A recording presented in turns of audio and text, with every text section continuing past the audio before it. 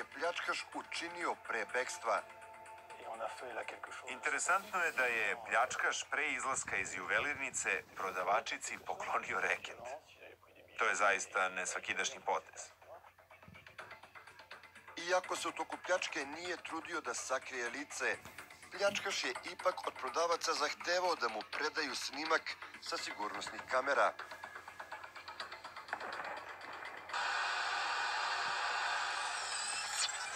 Sve okolne ulice su blokirane, na svim izlazima iz Kana postavljeni su policijski punktovi, brodovi, gliseri, čamci zaustavljani su od strane pomorske policije. Međutim, misteriozni teniser nestao je bez traga. Za to vreme napravljen je fotorobot osumnjičenog.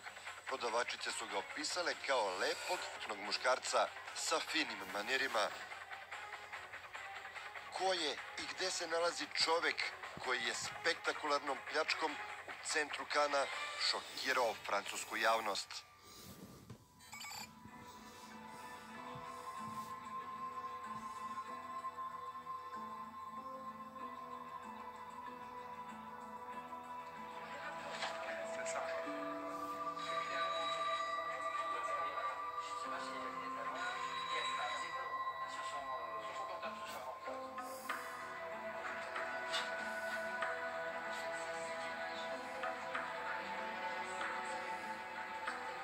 Način na koji je pljačka izvedena, poklanjanje reketa prodavačici i opis pljačkaša, iskusnom inspektoru Moreasu bude sumnju da se radi o njemu dobro poznatoj ekipi.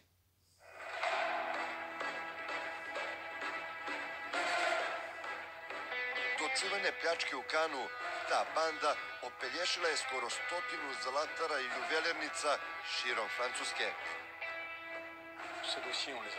Iz dosija smo shvatili da iste osobe vrše pljačke, da ih je uglavnom dvojica, ponekad trojica. Imali su oružje, ali nisu plašili ljude. Prodavačice su se o njemu izražavale sa simpatijama, a to obično nije bio slučaj. Ljudi bi obično bili istraumirani.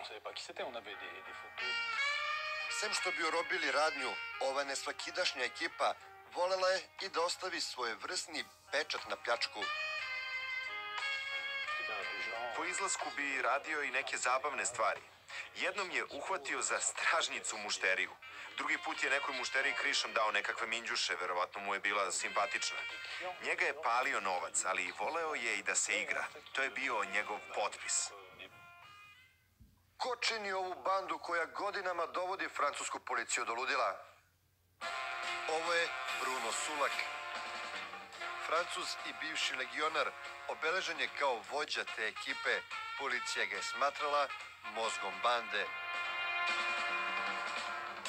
Rame uz rame sa Brunom nalazio se Novica, zvani Steve. Čovek kojeg su francuski inspektori smatrali opasnim članom bande, spremnim na sve, pogotovo kada je život njegovog najboljeg prijatelja Bruna u pitanju.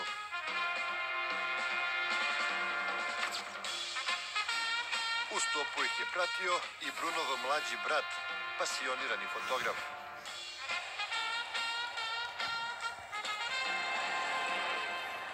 Au bout de 30 ans, 30 godina kasnije kažem da sam tada vodio dvostruki život, a i danas vodim dvostruki život.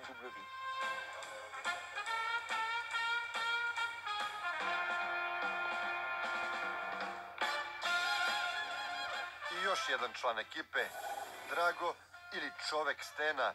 Ovaj stasiti momak bio je tu da uskoči kada zagusti.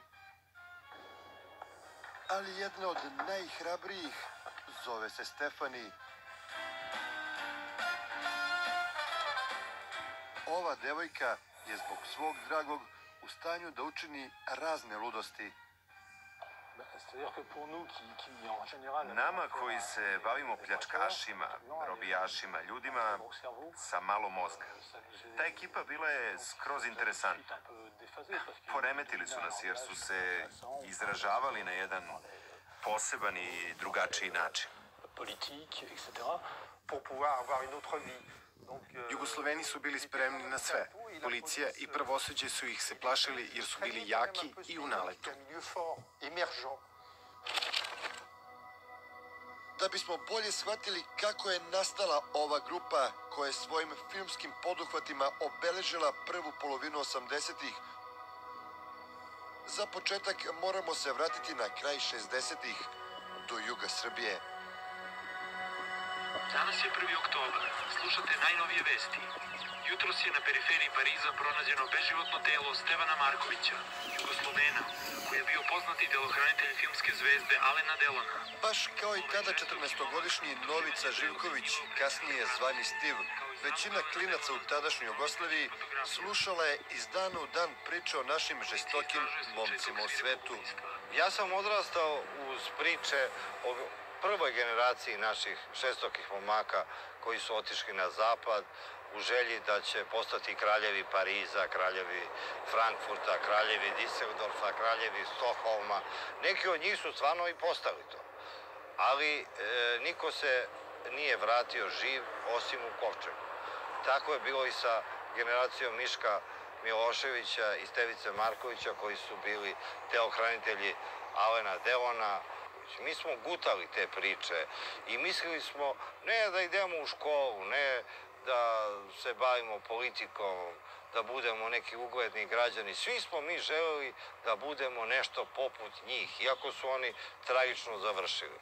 Jer to je bio ideal svakom mladiću u Srbiji, u Beogradu, koji je držao do sebe. Odemo u polje, po Bostani tamo, nas 5-6, i on izda naređenje dok se sve ne obere Bostan, to je velika gomila, niko ne sme da se udalje odatle. I kad to sve oberemo, sve polomimo. Onda nastaje jurnjava, milicija se obaveštava, njega niko ne može da nađe. Uvek je bio problematičan. Siromaštvo, težak život i san o uspehu naterali su Stiva da napusti jugu i krenu u potragu za boljim životom. Direktno u Pariz, odakle su stizale urbane legende o našim žestokim momcima. Posle samo 10-ak godina Stiv će zaseniti mnoge naše kriminalce koji su harali Evropom.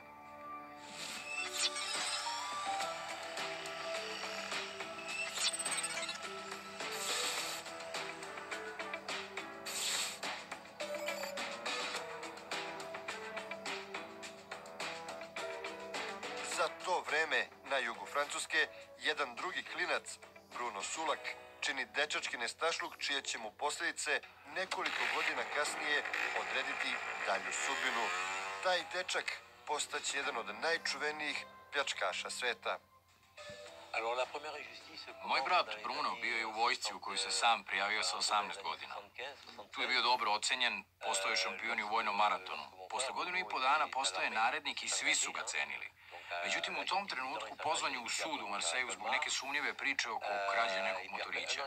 Naime, on je sa društvom pozajmio neki motor da obrne 2 ili 3 kruga i vratili ga. Međutim, vlasniku se to nije svidelo, smatrao je da je Bruno lopov i tužio ga. Osuđen je na 6 meseci strogog zatvora i tako su ga izbacili iz vojske. To je prva nepravda, osjećao se ugroženim iako to nije bila prava krađa. Ipak, Bruno nije hteo da odustane od vojske.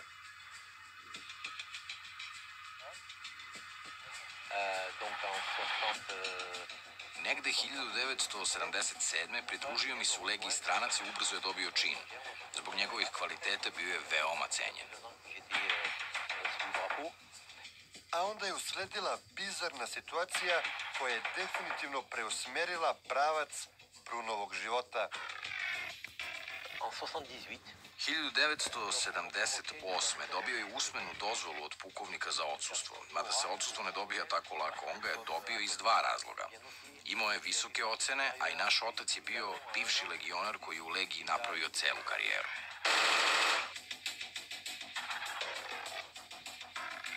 Međutim, Bruno je ponovo postao žrtva spleta nesretnih okolnosti. Za vreme njegovog odsustva dolazi do Subajeru. Njegova jedinica kreće na intervenciju. Međutim, Bruno je sprečen da im se priključi. Saobraćaj Francuske je sputan generalnim štrajkom. Bruno poziva pukovnika i prijavljuje kašenje koje nadređeni odobrava. Ipak, sudbina se grubo poigrala sa njim. Kada se vratio u jedinicu, Bruno je bio optužen za dezerterstvo, jer je onaj pukovnik koji mu je odobrio kašnjenje umro od srčanog udara dan ranije, tako da nije mogao da posvedoči u Brunovu korist. Osudili su ga za dezerterstvo. Tada je odlučio da sve napusti i da se stavi na marginu društva jer ne prihvata nepravde. Najpre iz